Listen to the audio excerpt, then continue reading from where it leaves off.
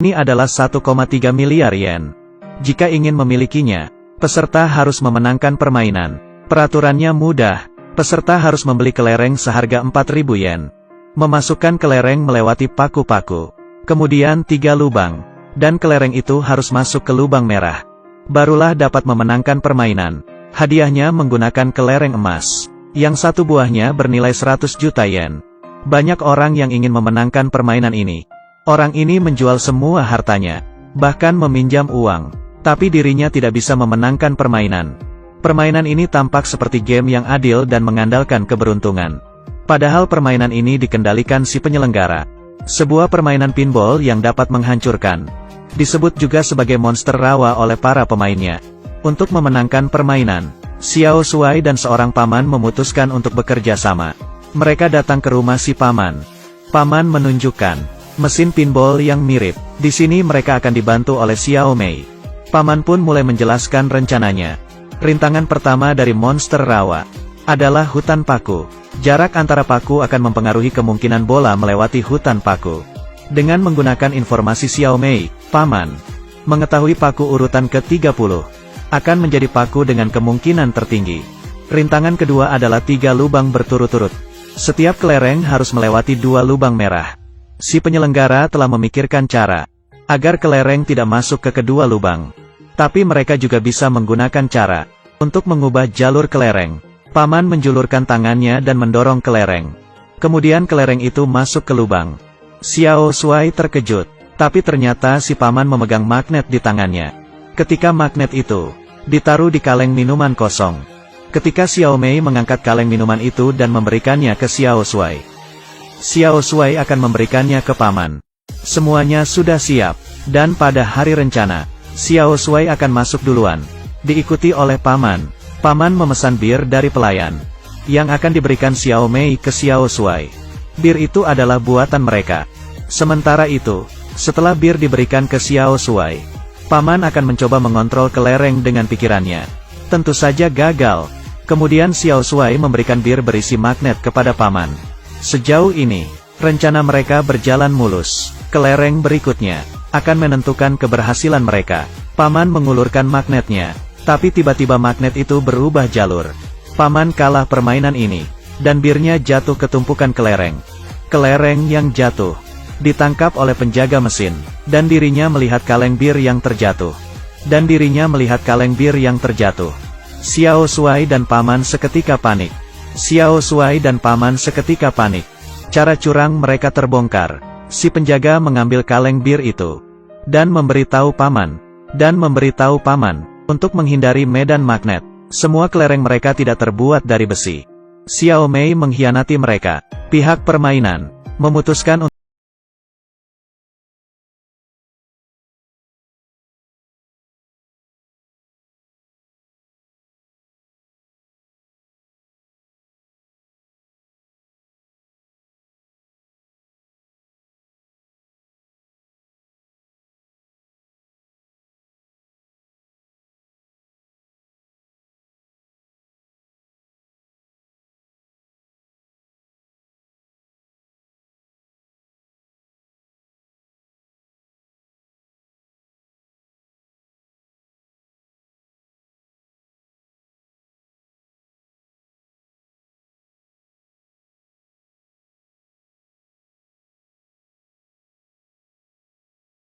tidak lama lagi. Pilih satu nomor. Anak muda itu memilih nomor 1. Mengeluarkan singa. Singa yang lapar mengejarnya dan memakan hidup-hidup. Si wanita itu sangat senang karena dia menang, mendapat uang hadiah 3 juta yen. Selanjutnya adalah giliran Xiao Shuai. Di jeruji satu lagi ternyata adalah Xiao Mei yang mengkhianatinya. Kaki Xiao Shuai juga diborgol. Xiao Mei menyuruhnya untuk memilih nomor 3. Tapi Xiao Mei telah mengkhianatinya. Apakah perkataannya dapat dipercaya? Kali ini orang yang berada di sebelah Xiao Shuai berkata, "Buatlah keputusan yang tepat. Jika dirimu yakin maka pencetlah tombolnya." Xiao Shuai mengerti maksud dari orang itu, dan menekan angka 3. Jeruji pun terangkat dan yang terbuka adalah jeruji Xiao Mei. Xiao Shuai berhasil. Yang memberikan kode kepada Xiao Shuai adalah si penyelenggara permainan kartu. Sebenarnya dia adalah orang yang di permainan sebelumnya. Musuh Xiao Shuai, yang pernah berkata kepada Xiao Shuai, keberanian, nyali, dan keyakinan. Yang paling penting adalah keyakinan. Dirinya ingin bergabung dengan Xiao Shuai, dan berbagi hasil setelah memenangkan monster rawa. Ketika mereka sedang membicarakan strategi, Xiao Mei yang telah diusir kembali lagi ke sini. Xiao Mei yang telah diusir kembali lagi ke sini. Xiao Mei yang diantar kembali bertanggung jawab untuk membeli makanan. Dan vas bunga ini, Xiao Shuai dan mereka ingin merencanakan strategi. Tapi Xiao Mei malah pergi keluar. Di hari pelaksanaan rencana mereka, rintangan hutan paku berhasil dilewati, tapi hutan paku kali ini tidak bisa dilewati semudah itu. Pengawas permainan ikut campur. Dirinya sudah tahu akan rencana Xiao Shuai dan teman-temannya. Ternyata Xiao Mei sudah mengkhianati mereka sekali lagi. Di dalam vas bunga yang dibeli oleh Xiao Mei, terdapat alat penyadap. Xiao Shuai dan teman-temannya berpura-pura sebagai staf pindah rumah. Diam-diam menyeludupkan sebuah kelereng. Rencana untuk menukar sebuah kelereng. Langsung ketahuan. Pengawas permainan mengambil segenggam kelereng, menaruhnya di alat pengetes kelereng. Dan terungkap, tidak ada kelereng yang ditukar. Xiao Shuai berkata, aku sudah tahu bahwa Xiao Mei akan berkhianat. Jadi itu adalah rencana palsu. Rencana asli mereka adalah untuk menyusup melalui langit-langit ruangan manajer. Menggunakan peralatan elektromagnetik, mencuri besi yang mengatur jarak antar paku. Lalu menukar bola dari batang besi itu. Dan mengembalikannya, membiarkan si manajer memasang besi itu sendiri. Mudah untuk diatur. 3 roulette berurutan. Cara apa yang akan digunakan Xiao Shuai untuk melewatinya? Di mesin in. Isinya adalah kelereng emas, yang satu buahnya seharga 4.000 yen. Pemenang dapat mengambil semuanya. Sebelum permainan Xiao Shuai menyadari sesuatu. Lantai dari tempat permainan agak aneh. Begitu juga dengan sudut dari roulette. Ada kemiringan tertentu.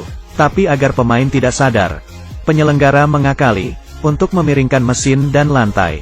Untuk mengakali trik ini, lantai dipenuhi dan diisi air. Sebanyak 20 ton air. Dengan cara ini, lantai akan kembali stabil. Manajer menyadari hal ini, mengambil remote, dan memiringkan bangunan hingga kemiringan maksimal. Tapi tidak ada pengaruhnya. Manajer berpikir, memiringkan gedung ke arah yang berlawanan. Karena kemiringan yang ekstrim, roulette 1 dan 2 akan sulit dimenangkan. Efeknya segera terasa, tapi dari sekian banyak kelereng, apabila ada kelereng yang jatuh ke rintangan ketiga, kelereng seharusnya masuk ke dalam. Pada saat ini, dirinya sudah tidak peduli. Manajer memerintahkan anak buahnya untuk mencabut mesinnya. Kelereng ini adalah kesempatan terakhir Xiao Shuai. Berputar ke kanan kiri, melewati lubang-lubang. Xiao Shuai memperhatikan saluran kelereng, tapi tidak ada kelereng yang lewat. Ia pun terpikir sebuah ide. Xiao Shuai berkata pada Paman dan Tonegawa, selama ada cukup uang, mereka bisa memenangkan permainan ini. Xiao Shuai mengambil 1 juta. Paman mengeluarkan 2 juta. Total 3 juta. Dan Tonegawa mencari cara untuk menambah uang. Xiao Shuai kembali bermain, mengisi 3 juta. Kemudian kelereng mulai menyumbat lubang. Karena gedung yang dimiringkan terlalu ekstrim, kelereng menyumbat saluran kelereng. Selama ada cukup kelereng, tinggal menunggu waktu sebelum mereka memenangkan permainan. Xiao Shuai mengisi roulette 1 dengan kelereng. Dan kelereng mulai berjatuhan ke roulette kedua. Tapi kelereng sisa berada tepat di depan lubang. Xiao Shuai menawarkan manajer sebuah kesepakatan. Bagaimana kalau mereka menganggap ini seri? Mana mungkin si manajer setuju. Tapi Xiao Shuai hanya mengulur waktu. Bantuan dari Tonegawa akhirnya tiba. Tonegawa mengumpulkan 10 juta yen. Xiao Shuai kembali bermain. Dan akhirnya roulette penuh. Mulai berjatuhan ke roulette terakhir. Ketika kelereng akan masuk ke lubang merah, kelereng itu terpental oleh hembusan angin. Ternyata itu adalah perbuatan anak buah manajer. Akhirnya telah sampai. Kelereng yang masuk ke lubang terakhir dihembuskan kembali oleh angin. Tapi sekarang, dia sudah tidak bisa mundur. Xiao Shuai, Tonegawa dan Paman berteriak-teriak, seakan dapat memberi kelereng kekuatan. Sayang sekali, kelereng pun habis. Dan pada saat Xiao Shuai akan dibawa, Xiao Mei memegang kartu 10 juta, dan membantu Xiao Shuai. Ternyata Xiao Mei sudah pernah bertemu dengan Xiao Shuai sebelumnya. Tampang yang keras kepala, mengingatkan Xiao Mei kepada ayahnya. Dia keras kepala, namun juga orang yang melakukan yang terbaik. Dan akhirnya memutuskan untuk membantu Xiao Shuai. Xiao Shuai pun mengisi 10 juta. Ini adalah kesempatan terakhir dirinya. Ketiga lapisan sudah terisi penuh dengan kelereng. Angin sudah tidak bisa meniup kelereng itu. Xiao Shuai luar biasa. Kelereng emas mulai berjatuhan ke dalam lubang. Dan mesin itu mengumumkan Xiao Shuai menang. Xiao Shuai, teman-temannya, bahkan seluruh penonton bersorak. Manajer permainan, Ichijo Seiya diperintahkan untuk ditangkap. Dan dipekerjakan paksa, 1035 tahun. Nasib bagi yang kalah, sangatlah menyedihkan. Tapi bagi yang menang, merasakan manisnya kemenangan. Dan menukarkan kelereng dengan uang. Dengan total 1,3 miliar yen. Setelah membagi rata, Xiao Shuai mendapat 1.395,7 miliar yen. Sekarang, Tonegawa akan mengantarnya pulang. Pada perjalanan, Tonegawa mengusulkan untuk bermain satu ronde lagi. Permainan yang sama, permainan Raja Budak, permainan Raja Budak, tapi baru saja separuh jalan. Asap keluar dari kendaraan mereka. Bagasi mereka mulai terbakar. Dan pada saat Xiao Shuai keluar dari mobil mereka meledak, semua kekayaan mereka juga ikut terbakar habis. Tonegawa menaruh sekitar 50.000 yen di sakunya. Diberikannya kepada Xiao Shuai, agar dirinya bisa berpesta. Setidaknya dirinya bisa membayar. Tapi yang tidak diketahui Xiao Shuai adalah, Tonegawa juga mengambil uang bagian Xiao Shuai bersamanya. Setelah berpesta, Xiao Shuai hanya memiliki sedikit uang. Walau dia kembali pada titik awal tanpa uang. Tapi dia percaya, masa depannya cerah. Berjuanglah, jika tidak kamu akan dikalahkan kegelapan. Tapi ini hanya di film. Dirimu pasti bisa.